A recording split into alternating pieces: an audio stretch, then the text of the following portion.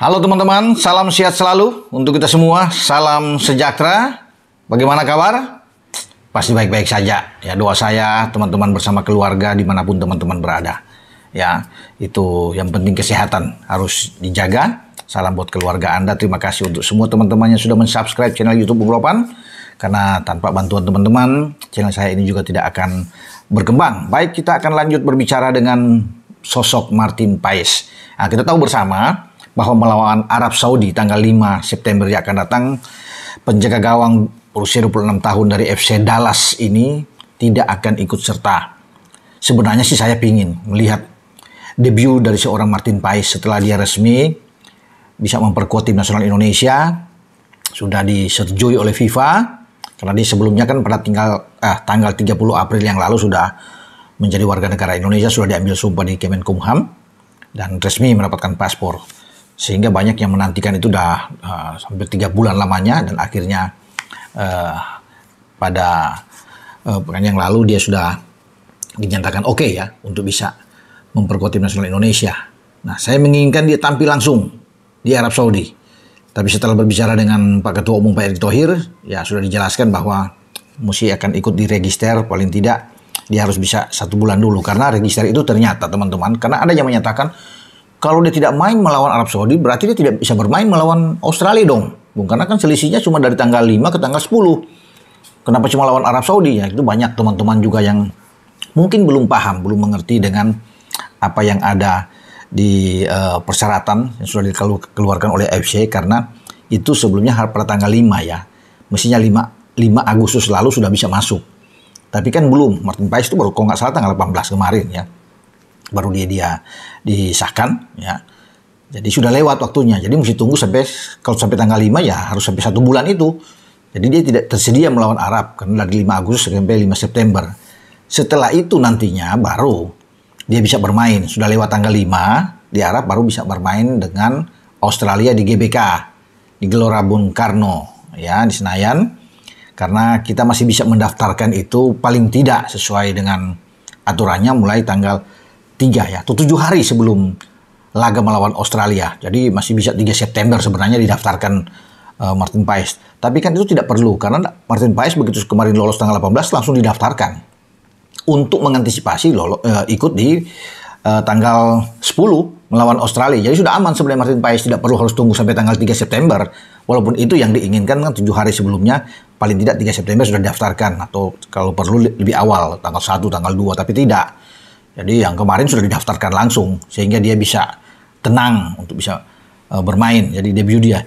Jadi ini penonton atau netizen ya, penggemar sepak bola tim nasional sekarang lagi menunggu.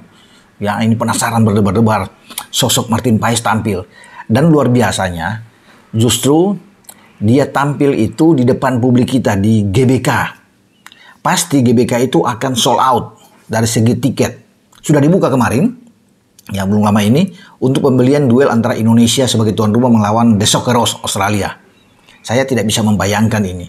Bagaimana sesaknya stadion bisa di atas 60.000 ya, bisa terjual ya, bahkan mungkin bisa sampai 70.000 ini untuk datang beramai-ramai kita semua untuk memberikan dukungan kepada tim nasional kita di bawah STY tentunya, dan orang ingin melihat penampilan perdana dari seorang Martin Paes ini. Ini sama seperti Calvin Verdong ya. Dia pertama kali debut itu melawan Filipina di Juni yang lalu, tanggal 11 Juni kalau nggak salah ya, setelah kita melawan Irak. Dan Verdong tampil luar biasa. Langsung dimainkan oleh STY sebagai starting.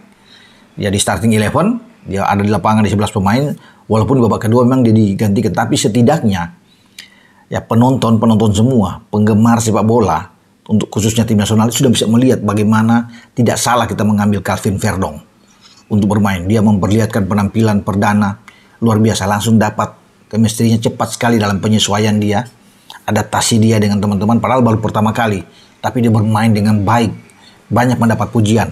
Ini pula yang diharapkan dengan sosok dari Martin Paes. Dia sebagai penjaga gawang dengan tinggi 192 bisa dibayangkan. Itu mistar dia bisa pegang itu dari atas, tidak perlu jauh-jauh untuk bisa melompat. Artinya kalau melawan Australia juga yang punya tinggi badan, ya di atas 180, 190, dia tenang-tenang aja. Dia bisa memotong bola-bola ini, umpan-umpan silang dari lawan. Artinya set piece yang dari sepak pojok, corner kick ini akan menjadi makanan bagi seorang Martin Paes. Kita butuh memang sosok seperti Martin Paes.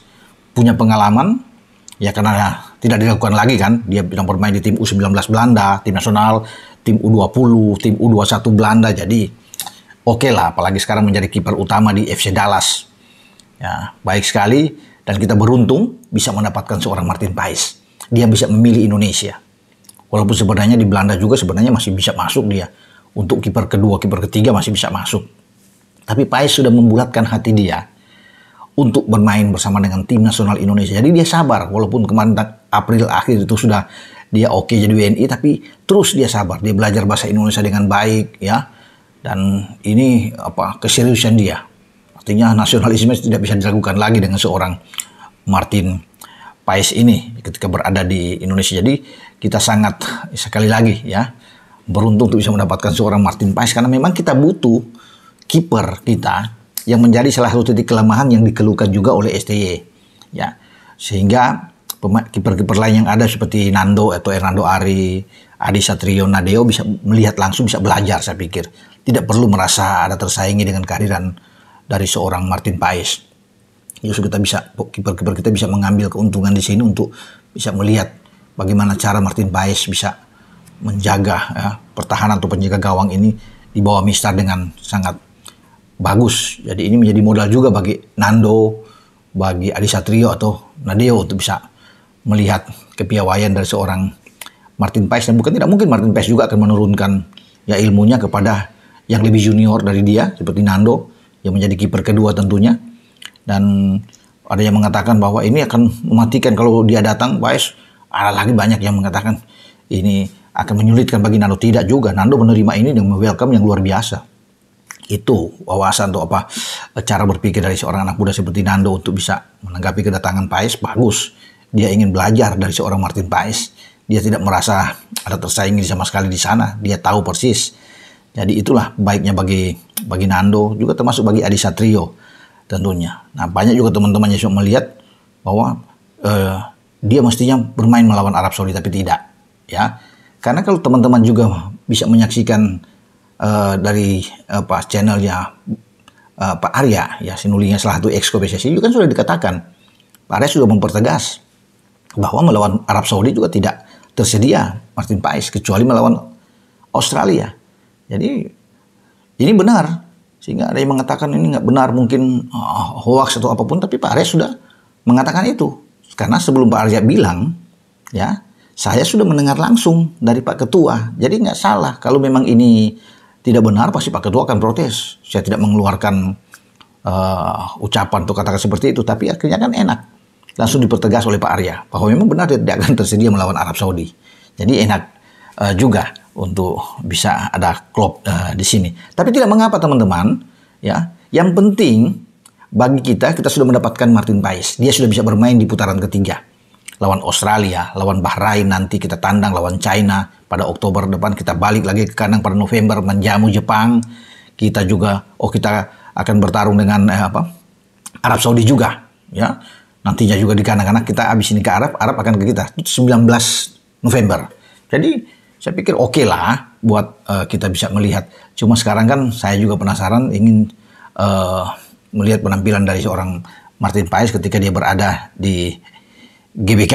Ya, semoga kita dapat clean sheet, bisa membalas kekalahan kita di putaran 16 besar Piala Asia di Qatar ketika kita kalah dengan 4 gol melawan Australia. Dan ini saatnya.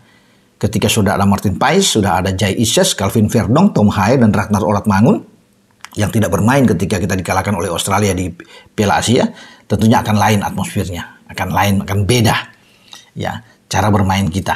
Kita akan tunggu teman-teman. Dengan saya Bung Ropan berbicara untuk Martin Paes. Ciao.